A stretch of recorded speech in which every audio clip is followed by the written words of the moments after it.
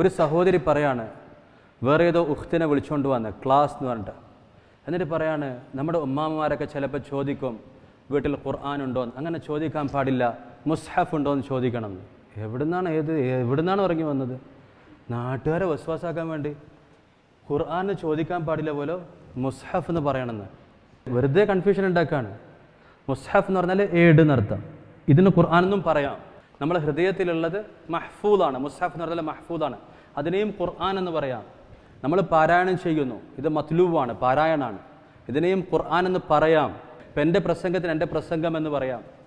എൻ്റെ പ്രസംഗത്തിൻ്റെ വേറൊരു ഫയലാക്കി, നിങ്ങളതിൻ്റെ ഓഡിയോ ഫയലാക്കി, വീഡിയോ ഫയലാക്കി, അതിൻ്റെ CD ആക്കി. അത് CD ആണ്, ഇത് ഓഡിയോ ആണ്, ഇത് വീഡിയോ ആണ്, ഇതെൻ്റെ റിയൽ പ്രസംഗമാണ്. പക്ഷെ ഇതിനെല്ലാം എൻ്റെ പ്രസംഗം എന്ന് പറയാം. ഒരാൾ ചോദിക്കുകയാണ്, നിങ്ങൾ ഇന്നലത്തെ പ്രസംഗം ഉണ്ടോ? അല്ല, ഞാൻ ഇന്നലെ അയച്ചു തന്നിരുന്നല്ലോ. അല്ല, അത് ഞാൻ ഡിലീറ്റ് ആക്കിപ്പോയി. അപ്പം ഞാൻ പറഞ്ഞത് ഡിലീറ്റ് ആകില്ല, ഞാൻ പറഞ്ഞ അവിടെ തന്നെ ഇല്ലേ? അതിൻ്റെ ഒരു കോപ്പിയാണത്. അത് കോപ്പിയാണ് സെൻഡ് ചെയ്തത്, ഒരു കോപ്പിയാണ് ഡിലീറ്റ് ആയത്. അതിൻ്റെ ഓഡിയോ കോപ്പിയാണത്, അതിൻ്റെ വീഡിയോ കോപ്പിയാണത്. പക്ഷെ ഇതിനൊക്കെ എന്ത് പറയാം? എൻ്റെ പ്രസംഗം എന്ന് പറയാൻ പറ്റുമോ? ഇല്ലേ? ഇതുപോലെ നിങ്ങൾക്ക് ഉദാഹരണം മനസ്സിലാക്കാൻ വേണ്ടി പറയാൻ, ഇതേപോലെയാണ് ഖുർആൻ അള്ളാഹുവിൻ്റെ കലാമാണ്, അള്ളാഹുവിൻ്റെ സിഫത്താണ്. നമ്മൾ പാരായണം ചെയ്യുന്നു, ഇത് നമ്മളെ പാരായണമാണ്, നമ്മുടെ പാരായണം നമ്മുടെ പ്രവൃത്തിയാണ്. പക്ഷേ ഇതിനും നമുക്ക് ഖുർആൻ എന്ന് പറയാം. ഖുർആൻ ഓതി, ഖുർആൻ കേട്ടു, അവിടെ പോയി ഞാനൊരു ഖുർആൻ വാങ്ങിച്ചു എന്ന് പറയാം. ഇത് തിലാവത്താണ്, അത് മുസ്ഹഫാണ്. പക്ഷെ ഇതിനെല്ലാം എന്ത് പറയാം? ഖുർആൻ എന്ന് പറയാം. ഇത് പഠിക്കാത്ത ഉഖ്തി വന്നിട്ട് ഉമ്മാമാരെ കൺഫ്യൂഷൻ ആക്കാം.